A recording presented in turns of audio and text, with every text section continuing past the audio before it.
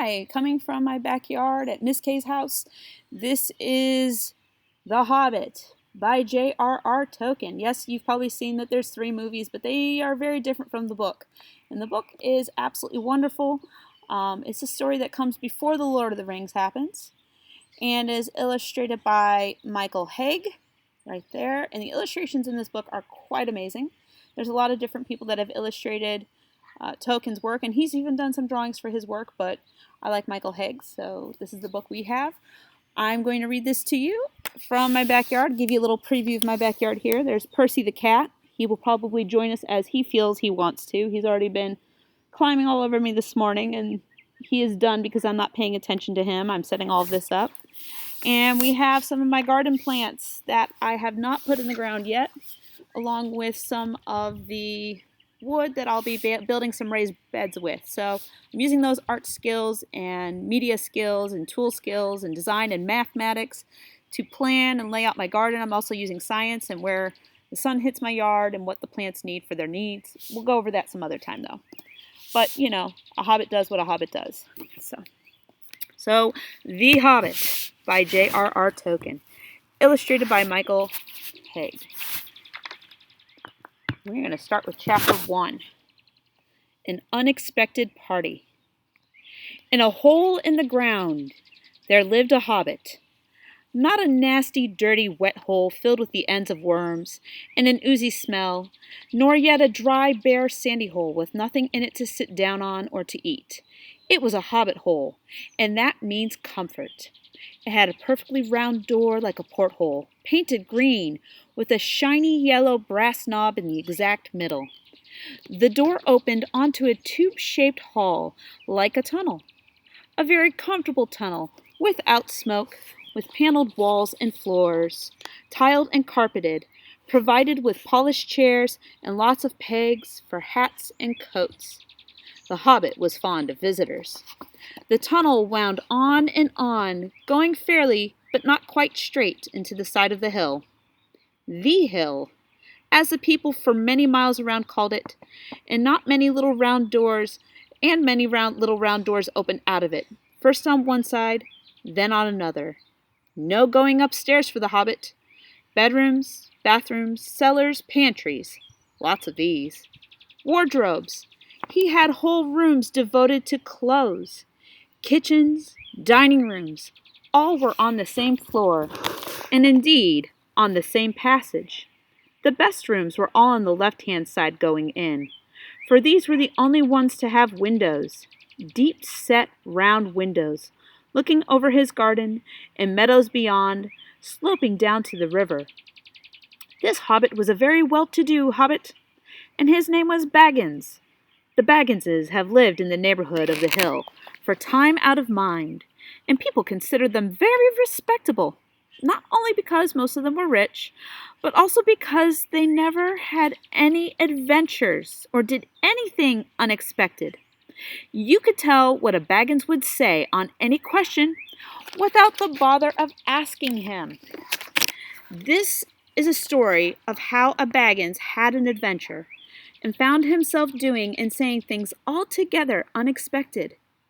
He may have lost the neighbor's respect, but he gained, well, you will see whether he gained anything in the end. The mother of our particular hobbit, what is a hobbit? Well, I suppose hobbits need some description nowadays, since they have become rare and shy of the big people, as they call us.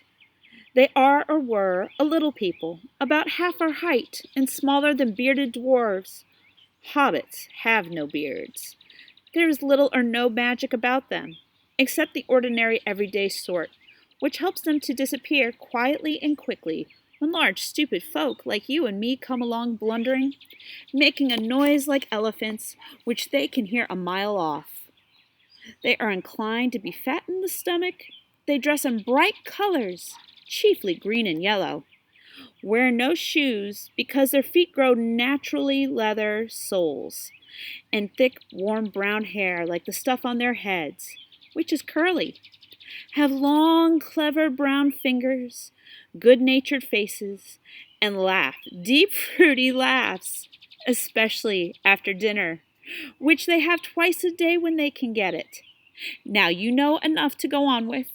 As I was saying, the mother of this hobbit, Bilbo Baggins that is, was the famous Belladonna Took, one of the 3 remarkable daughters of the old Took, head of the hobbits, who lived across the water, the small river that ran at the foot of the hill. It was often said in other families that long ago one of the Took ancestors must have taken a fairy wife. That was, of course, absurd, but certainly there was something not entirely hobbit-like about them, and once in a while members of the Took clan would go and have adventures. They discreetly disappeared, and the family hushed it up. But the fact remained that the Tooks were not as respectable as the Bagginses, though they were undoubtedly richer. Not that Belladonna Took ever had any adventures after she became Mrs. Bungo Baggins.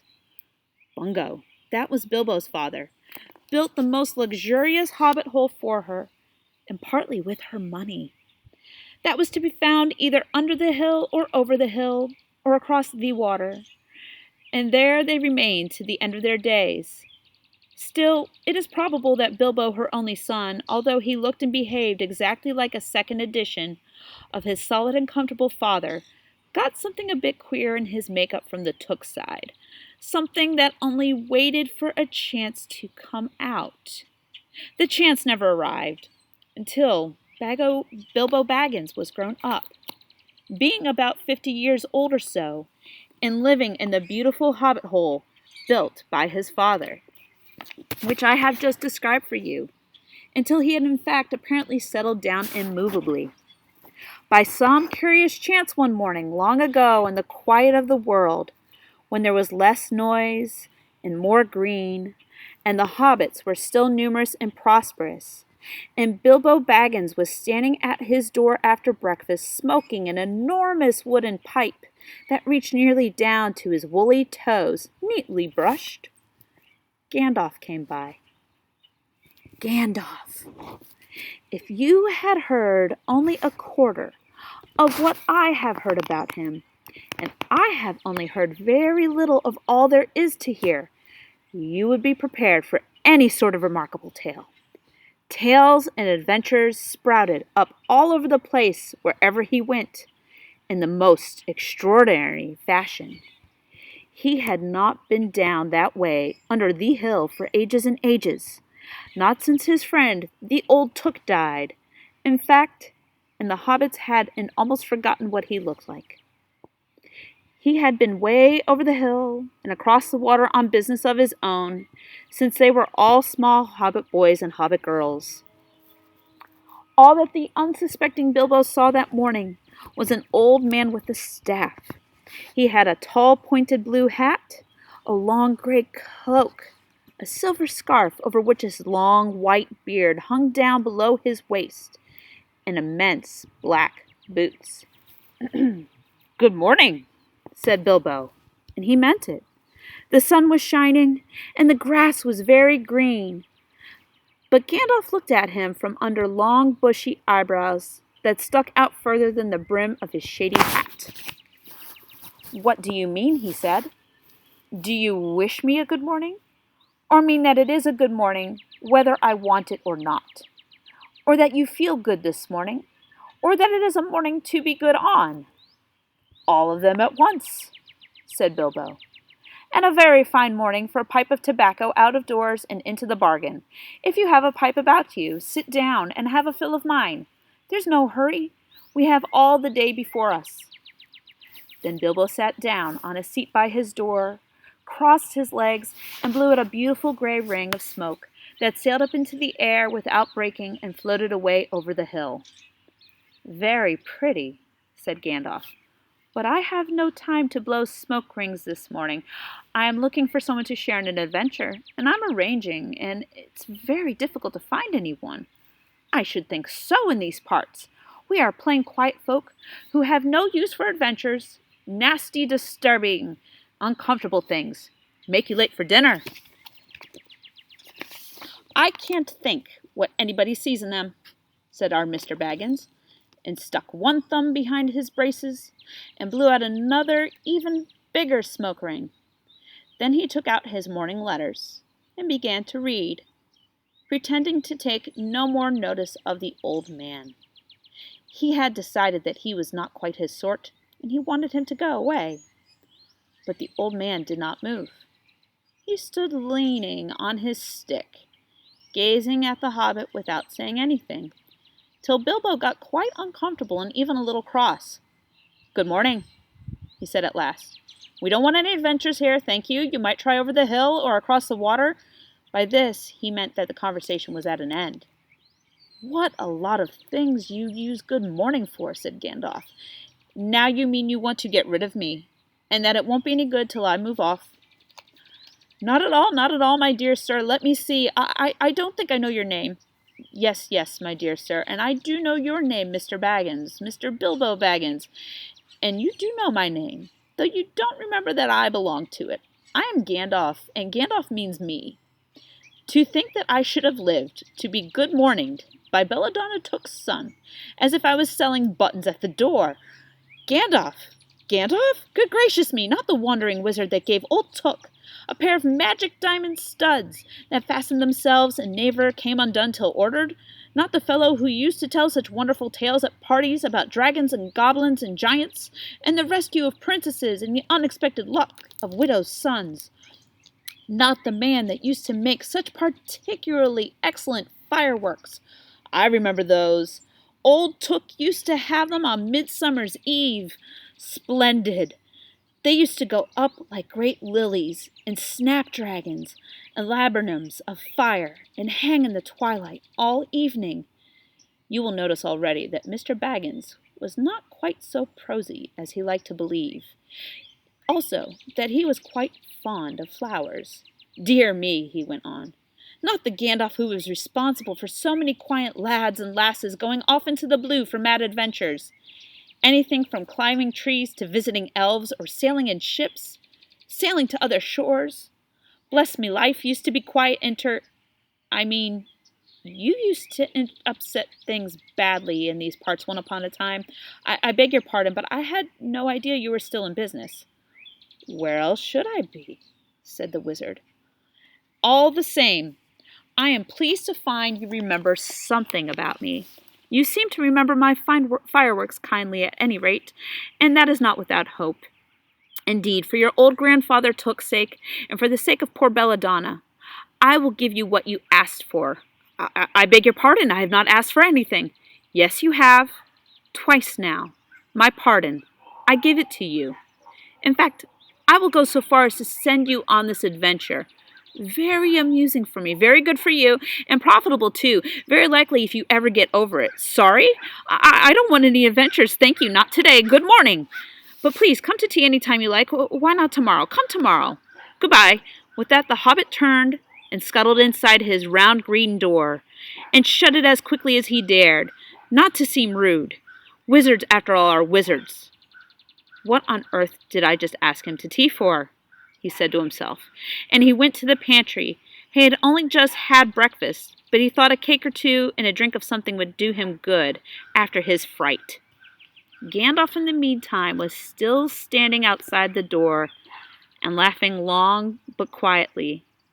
After a while he stepped up, and with the spike on his staff, scratched a queer sign on the Hobbit's beautiful green front door. He strode away just about the time when Bilbo was finishing his second cake and beginning to think he had escaped adventures very well. The next day he had almost forgotten about Gandalf. He did not remember things very well, unless he put them down in his engagement tablet like this: Gandalf, tea, Wednesday. Yesterday he had been too flustered to do anything of the kind. Just before tea time, there came a tremendous ring on the front bell door. And then he remembered. He rushed and put the kettle on, put out another cup and saucer, an extra cake or two, and ran to the door. "I am so sorry to keep you waiting," he was going to say when he saw it was not Gandalf at all. It was a dwarf with a blue beard tucked into a golden belt and very bright eyes under his dark green hood. and soon as the door was opened, he pushed inside just as if he had been expected. He hung his hooded cloak on the nearest peg, and "Dwalin, at your service," he said with a low bow. "Bilbo Baggins at yours," said the hobbit, too surprised to ask any questions for the moment. When the silence that followed had become uncomfortable, he added, "I'm just about to take tea. Pray come and have some with me." A little stiff, perhaps, but he meant it kindly. And what would you do if an uninvited dwarf came and hung his things up in your hall without a word of explanation? They had not been at table long. In fact, they had hardly reached the third cake when there came another even louder ring at the bell. "Excuse me," said the hobbit, and off he went to the door. "So you have got here at last!" That was what he was going to say to Gandalf this time, but it was not Gandalf. Instead, there was a very old-looking dwarf on the step with a white beard and a scarlet hood, and he too hopped inside as soon as the door was open, just as if he had been invited. "I see they have already begun to arrive already," he said, and when he caught sight of Dwalin's green hood hanging up, he hung his red one next to it, and "Balin, at your service," he said with his hand on his breast. "Thank you," said Bilbo with a gasp. It was not the correct thing to say, but "they have begun to arrive" had flustered him badly. He liked visitors, but he liked to know them before they arrived, and he preferred to ask them himself. He had a horrible thought that the cakes might run short, and then he, as the host, he knew his duty and stuck to it, however painful, he might have to go without. "Come along in and have some tea," he managed to say after taking a deep breath.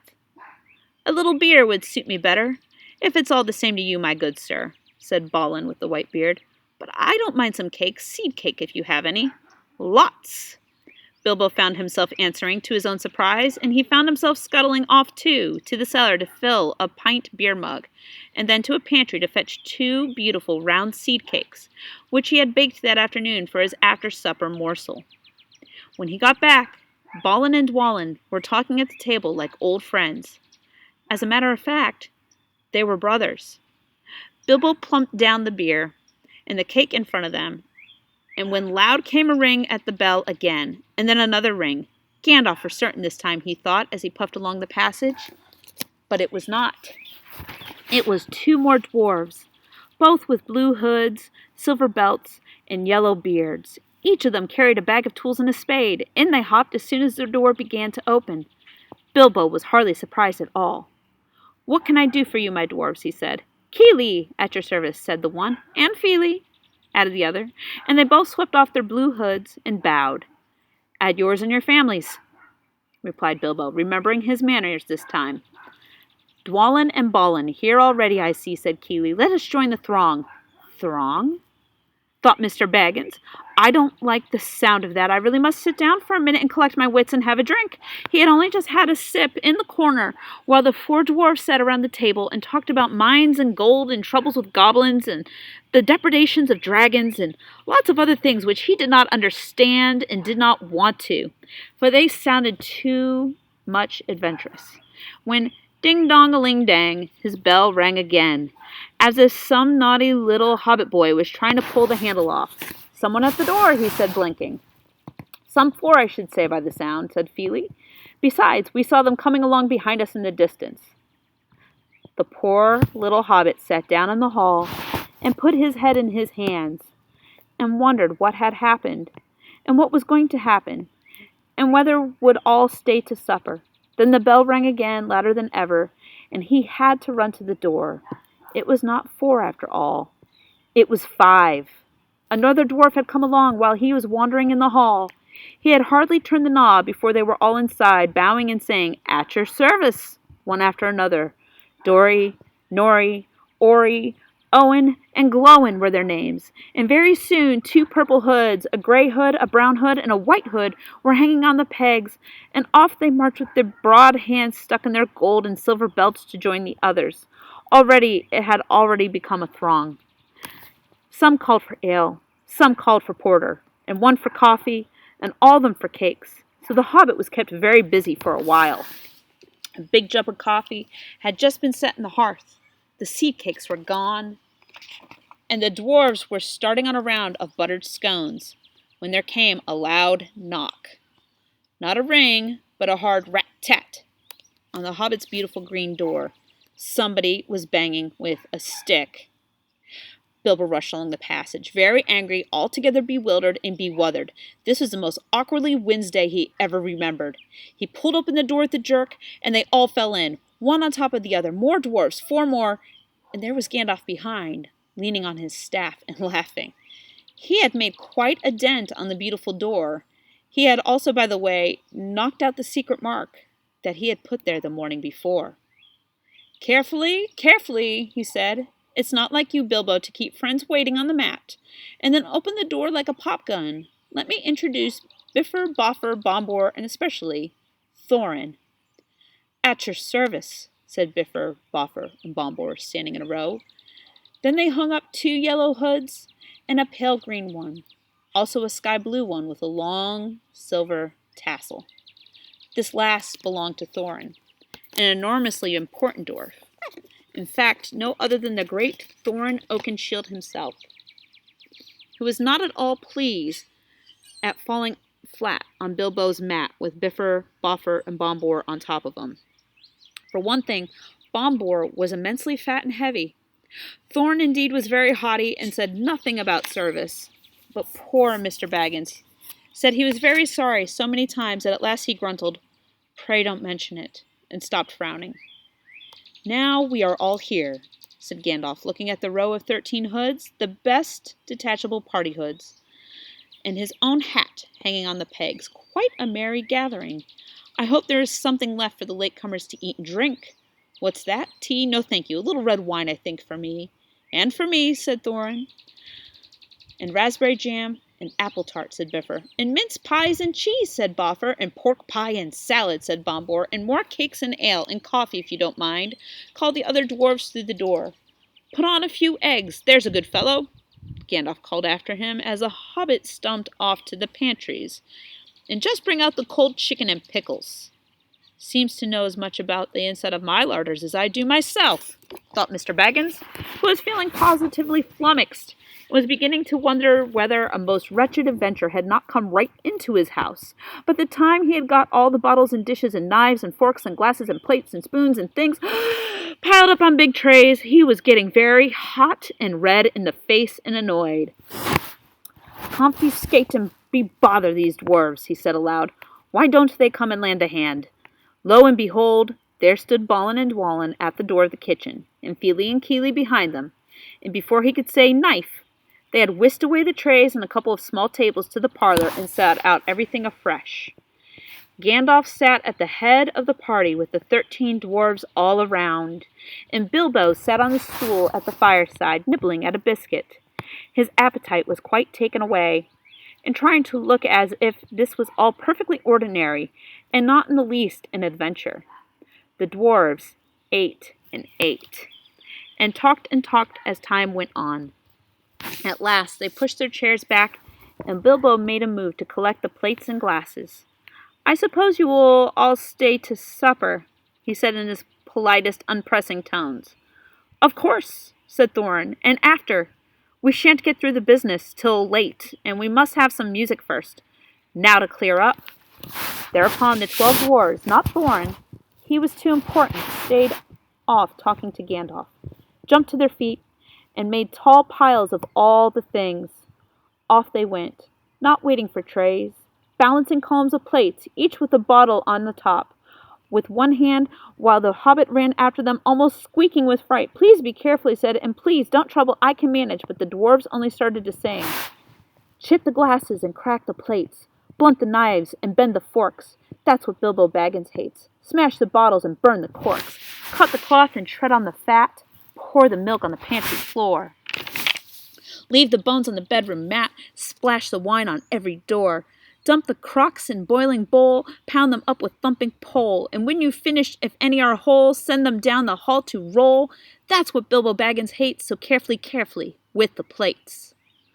And of course, they did none of these dreadful things, and everything was cleaned and put away safe as quick as lightning, while the Hobbit was turning around and round in the middle of the kitchen trying to see what they were doing. And they went back and found Thorin with his feet on the fender, smoking a pipe. He was blowing the most enormous smoke rings, and wherever he told one to go, it went. Up the chimney, or behind the clock on the mantelpiece, or under the table, or round and round the ceiling. But wherever it went, it was not quick enough to escape Gandalf. Pop! He sent a smaller smoke ring from his short clay pipe straight through each one of Thorin's. Then Gandalf's smoke ring would go green and come back to hover over the wizard's head. He had a cloud of them already, and in the dim light it made him look so strange and sorcerous. Bilbo stood still and watched. He loved smoke rings, and then he blushed to think how proud he had been yesterday of the smoke rings he had set up to the wind over the hill. "Now for some music," said Thorin. "Bring out the instruments." Keely and Feely rushed for their bags and brought back little fiddles. Dori, Nori, and Ori brought out flutes, and somewhere inside their coats, Bombor produced a drum from the hall.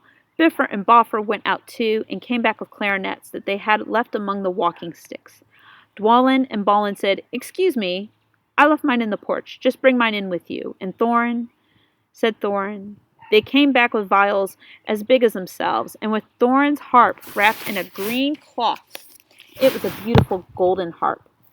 And when Thorin struck it, the music began all at once, so sudden and sweet that Bilbo forgot everything else and was swept away into the dark lands under the strange moons, far over the water, very far from his hobbit hole under the hill. The dark came into the room from the little window that opened in the side of the hill. The firelight flickered. It was April, and still they played on, while the shadow of Gandalf's beard wagged against the wall.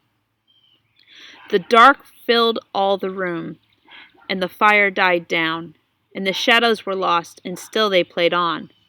And suddenly, first one, then another, began to sing as they played, deep-throated singing of the dwarves, and the deep places of their ancient homes. And this is like a fragment of their song, if it can be like their song without their music. Far over the misty mountains cold, to dungeons deep in caverns old, we must away ere break of day, to seek the pale enchanted gold. The dwarves of yore made mighty spells, while hammers fell like ringing bells, in places deep where dark things sleep, and hollow halls beneath the fells. For ancient king and elvish lord, there many a gleaming golden hoard, they shaped and wrought, and light they caught, to hide in gems on hilt of sword. On silver necklaces they strung the flowering stars, on crowns they hung the dragon fire, and twisted wire they meshed the light of moon and sun.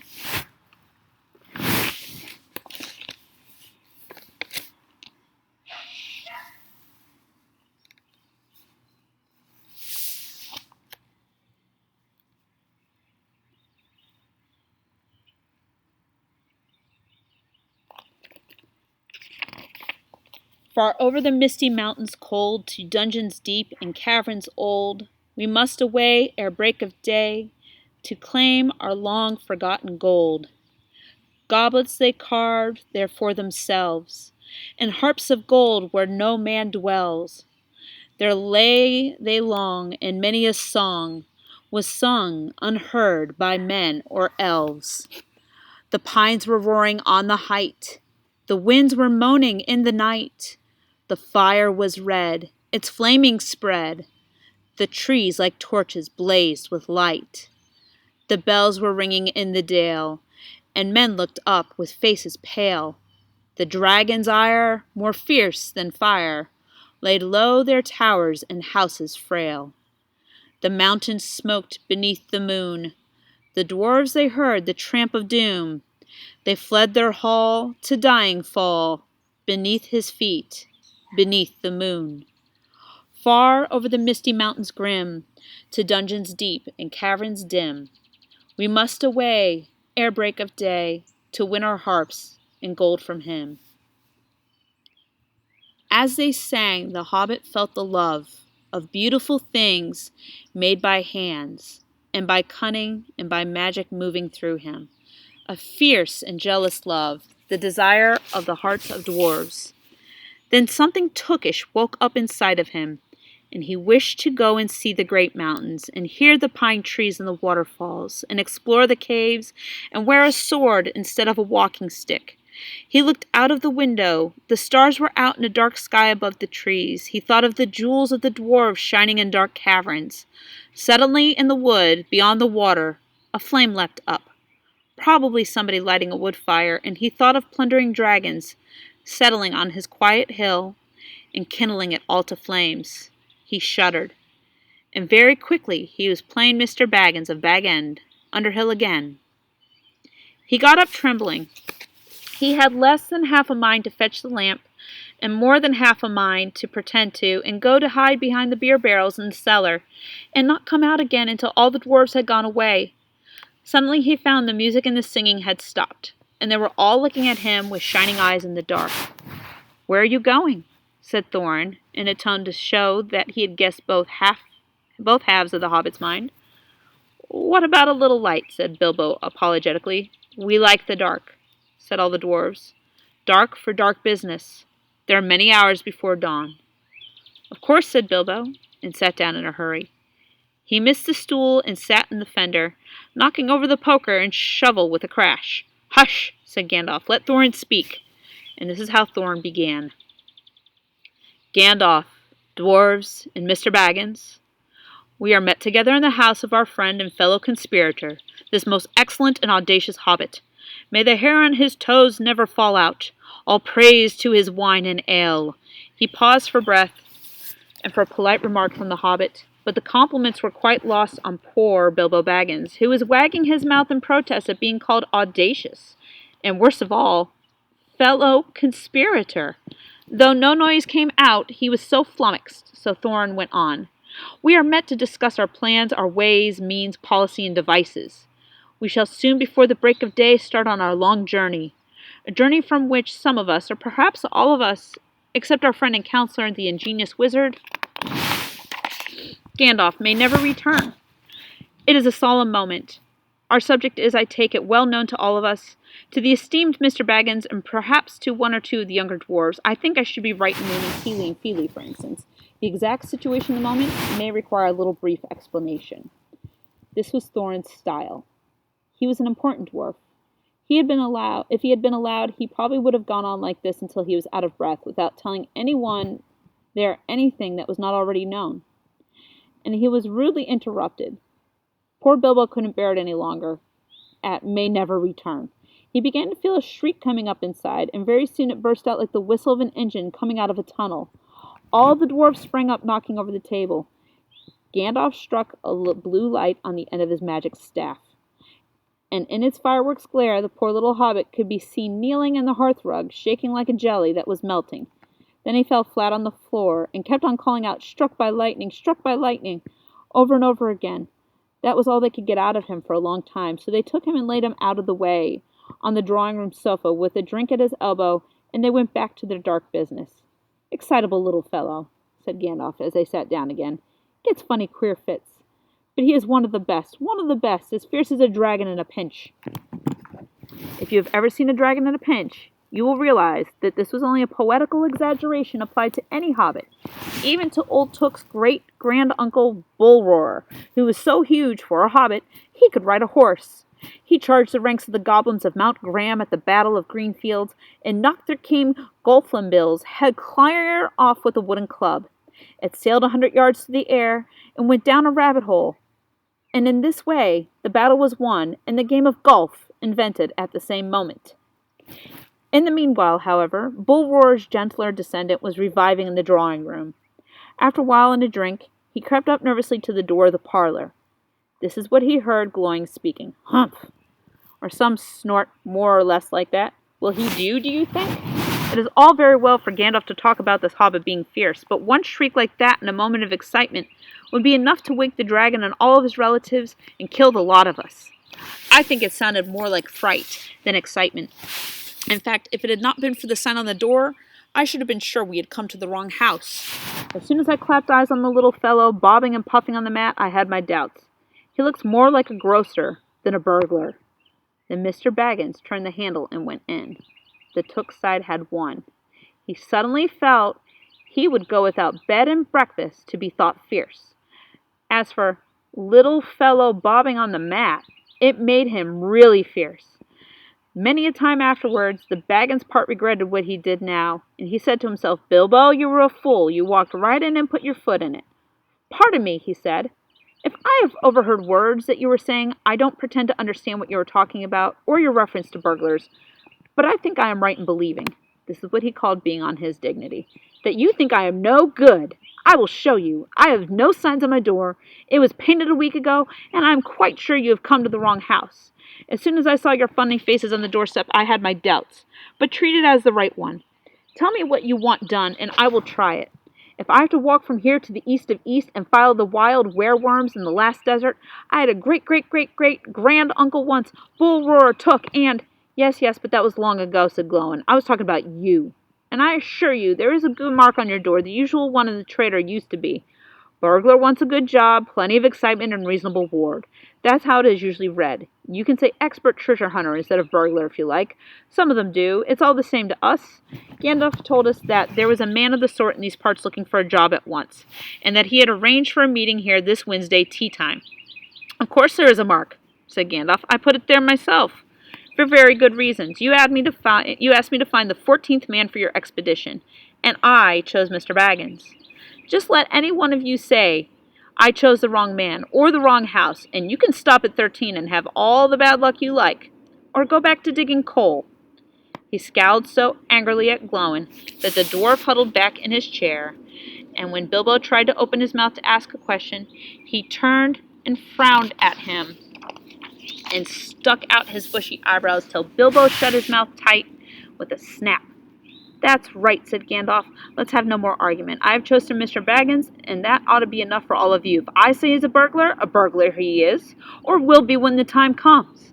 There's a lot more in him than you guess, and a deal more than he has any idea of himself. You may possibly all live to thank me now yet. Now, Bilbo, my boy, fetch the lamp, and let's have a little light on this." On the table, in the light of a big lamp with a red shade, he spread out a piece of parchment, rather like a map.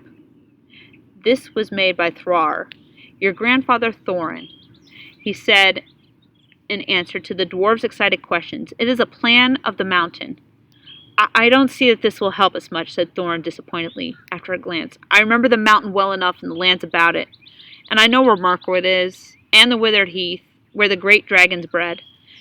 "There's a dragon marked in red on the mountain," said Balin, "but it'll be easy enough to find him without that if we ever arrive there."